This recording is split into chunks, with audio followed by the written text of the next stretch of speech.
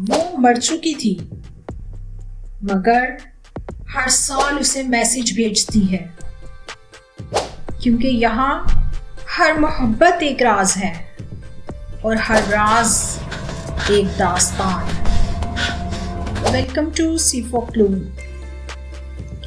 वो आखिरी पैगाम जो उसने कभी नहीं भेजा।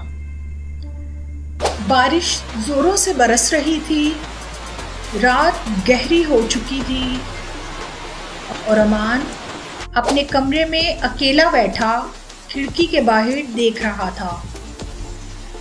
बारिश की हर बूंद जैसे किसी याद को जिंदा कर रही थी। उसी लम्हे उसका फोन बजा। स्क्रीन पर एक अनजान नंबर से मैसेज था। अमान ने बगैर सोचे फोन उठाया, मगर जैसे ही उसने मैसेज पढ़ा उसका दिल धड़कना भूल गया। मैसेज में लिखा था, मुझे माफ कर देना, मैं तुम्हें सच नहीं बता सकी, सारा।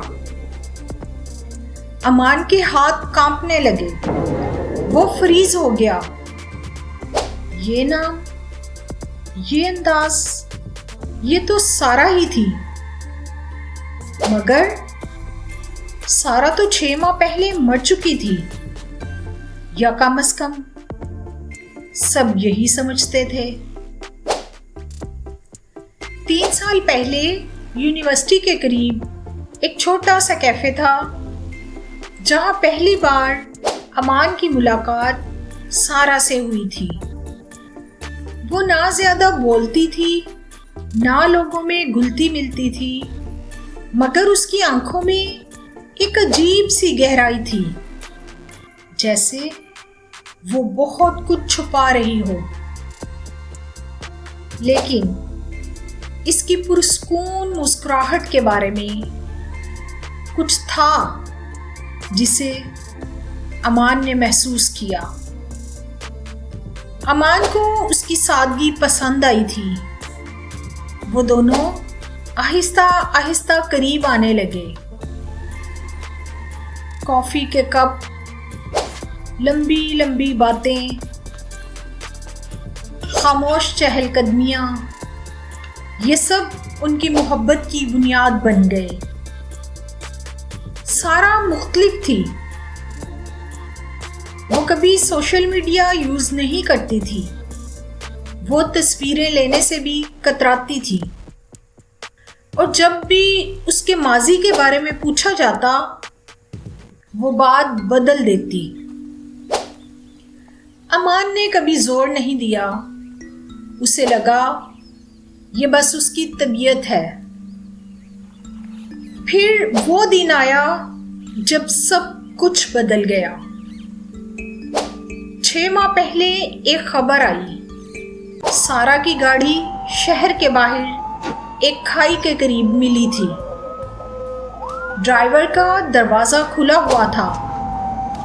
उसका फोन अंदर मौजूद था, मगर सारा गायब थी। पुलिस ने इसे खुदकुशी करार दिया। सारा के घर वालों ने भी ये मान लिया,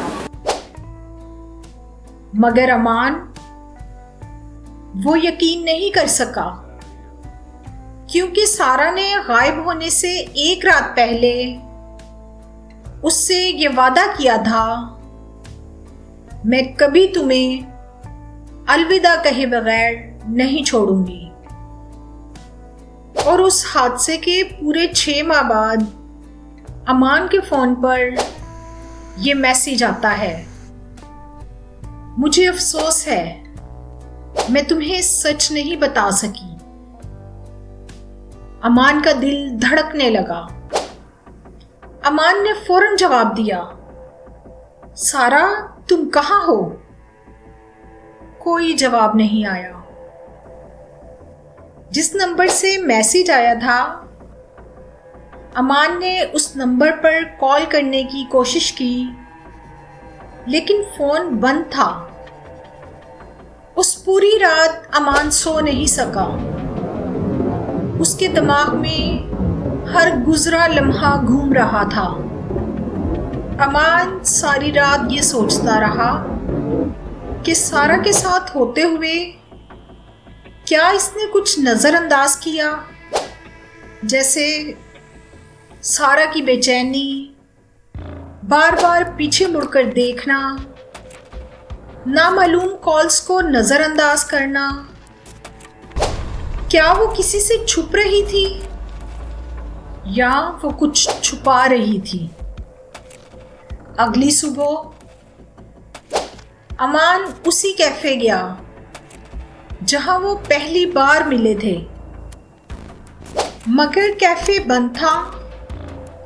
उसे रेनोवेशन के लिए बंद कर दिया गया था, लेकिन एक चीज ने उसकी तवज्जो अपनी तरफ करवाई।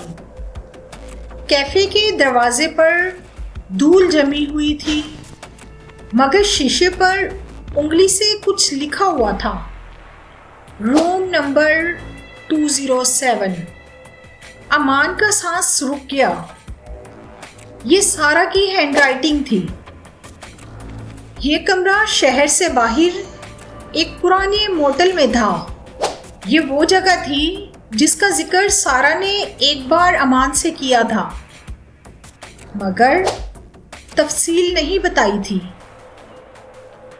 अमान फौरन वहां पहुंचा। मोटल वीरान सा लग रहा था। अमान ने रूम नंबर 207 की चाबी मांगी। रिसेप्शनिस्ट ने हिचकिचाहट का मुजाहिरा किया, लेकिन अमान के इसरार पर चाबी दे दी। कमरा 207 ठंडा और खामोश था, मगर खाली नहीं था। मेज पर एक छोटा सा बॉक्स रखा था। अमान ने उसे खोला। उस बॉक्स में एक फोन था और एक खत। खत खोलते हुए अमान के हाथ कांपने लगे। खत में लिखा था, अगर तुम ये पढ़ रहे हो तो इसका मतलब है कि मैं नाकाम हो गई हूं। अमान का दिल बैठ गया। खत में लिखा था, अमान, मेरा असल नाम सारा नहीं है। अमान की आंखें फैल गईं। उसे ऐसा लगा कि दुनिया रुक गई है। खत में मजीद लिखा था, मैं उन लोगों से भाग रही थी जो मुझे ख़त्म करना चाहते थे। मैंने जिंदा रहने के लिए अपनी शनाख्त बदल ली थी। अमान की आंखों से आंसू बहने लगे। खत में लिखा था, मगर मैंने कभी नहीं सोचा था कि मैं तुमसे मोहब्बत कर बैठूंगी। अमान का चेहरा आंसुओं से भीग गया। खत में एक हकीकत लिखी थी जो बहुत खतरनाक थी। खत में लिखा था,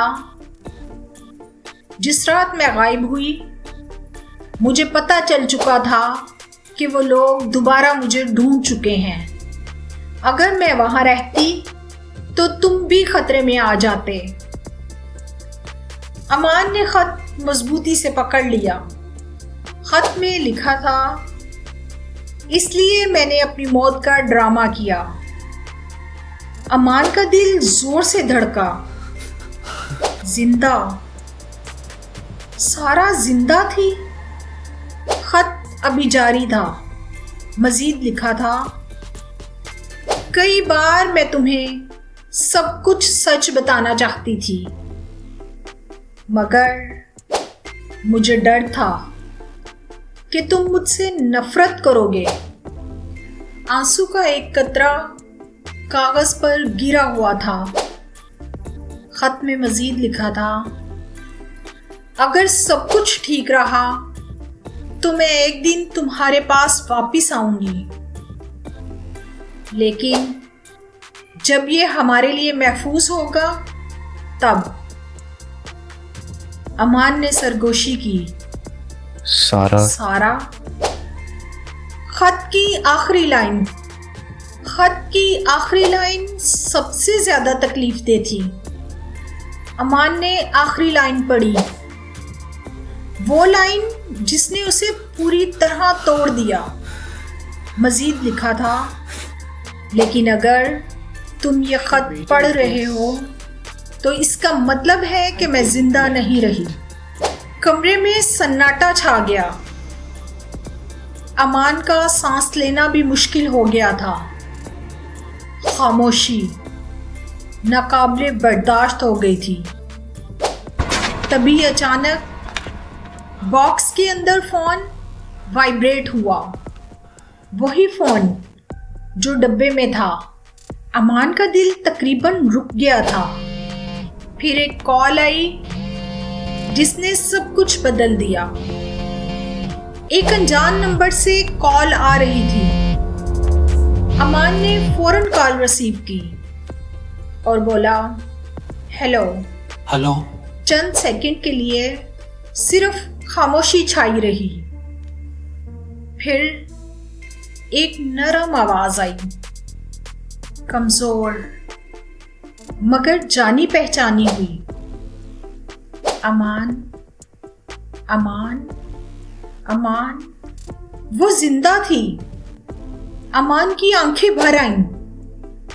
सारा। दूसरी तरफ से हल्की सी सिसकी आई और कहा गया, मैं मरी नहीं हूं।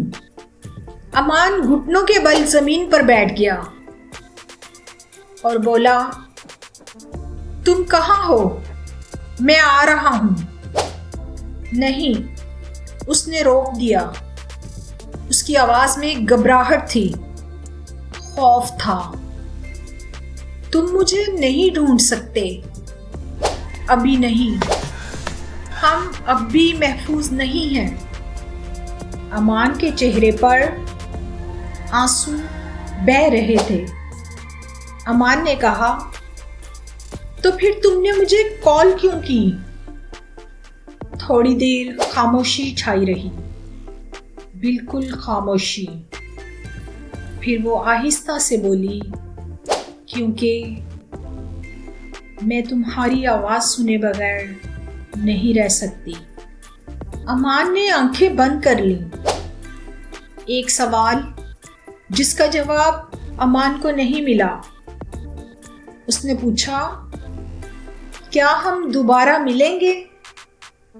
सारा ने फौरन जवाब दिया, नहीं। कुछ लम्हे खामोशी रही। फिर तकरीबन बारिश में सरगोशी की तरह सारा की मध्यम आवाज सुनाई दी, अमान, मुझे ढूंढना जब सच मेरा पीछा करना छोड़ दे। कॉल डिस्कनेक्ट हो गई। महीने गुजर गए। कोई पैगाम नहीं मिला, कोई मैसेज नहीं आया, कोई कॉल नहीं आई, कोई सुराग नहीं मिला। मगर हर साल उसी बरसाती बारिश वाली रात में अमान को एक मैसेज आता है, उसी नामालूम नंबर से। उस मैसेज में लिखा होता है, मैं अभी जिंदा हूँ। I'm still alive. और अमान आज भी इंतजार कर रहा है। कुछ मोहब्बतें कभी खत्म नहीं होती, वो बस गायब हो जाती हैं, वो बस नजरों से ओझल हो जाती हैं। वो मर चुकी थी, मगर हर साल उसे मैसेज भेजती है। अब आप बताइए, क्या अमान को सारा का इंतजार करना चाहिए? आपके ख्याल में सारा अब भी जिंदा है? अगर आपको ऐसी कहानियां पसंद हैं तो हमारे YouTube चैनल सी फोकलू को सब्सक्राइब, लाइक और शेयर कीजिए, क्योंकि यहाँ हर मोहब्बत एक राज है और हर राज एक दास्तान।